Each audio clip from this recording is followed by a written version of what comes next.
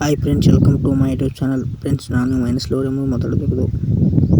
ನನ್ನ ಒಂದು ಎಡಿಟಿಂಗ್ ವಿಡಿಯೋಗಳು ನಿಮಗೆ ಏನಾದರೂ ಇಷ್ಟ ಆದರೆ ಲೈಕ್ ಮಾಡಿ, ಶೇರ್ ಮಾಡಿ, ಸಬ್ಸ್ಕ್ರೈಬ್ ಮಾಡಿ, ಕೂಡ ಬೆಲ್ ಬಟನ್ ನೋಡ್ಕೊಳ್ಳಿ.